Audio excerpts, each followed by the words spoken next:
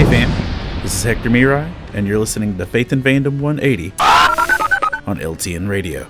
So I am a pretty avid action figure collector. I never really wanted to be, but turns out I like nerdy, tangible objects that remind me of things I love. And so I've been collecting action figures for a long time. And it turns out that I like DC more than everything else. So I have more DC figures than anything else in my whole collection. Funko Pops are close, but I think DC greatly outweighs it.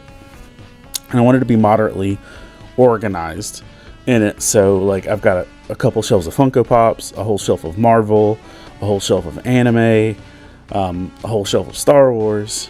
And so I decided to put 2 shelves on a new shelf I bought just for DC, but it's a lower shelf, and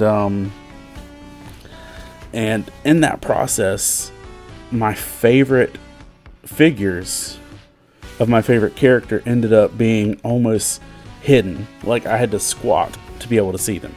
I love Red Hood, Jason Todd, and my Batmans are all prominently displayed, but literally you had to kind of like hunch over and turn your head to be able to see the Jason Todds.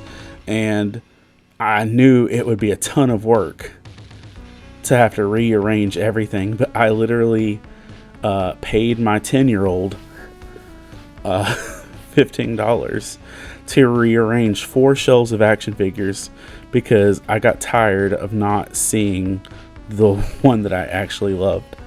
And it reminds me of the verse in terms of our light in Matthew 5:14. Neither do people light a lamp and put it under a bowl.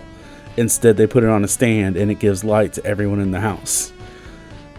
If we value the light that God lives through us with, we've got to be careful to make sure that we're not hiding it, that we're not blocking it, that we're not making it hard for people to see. Because if we truly value it, we want to put it in a place where it's visible and clear and evident. And sometimes that takes rearranging some things in your lives to make it clear and evident and visible for other people and even for you to be able to see. If you'd like to learn more about Faith and Fandom, head on over to faithandfandom.org, where you can learn about our Comic-Con ministry, podcast, memes, apparel, and book series. You can even read new chapters before they make it to the next book. I'm Hector Mirai, and thank you for spending the last 180 seconds with me.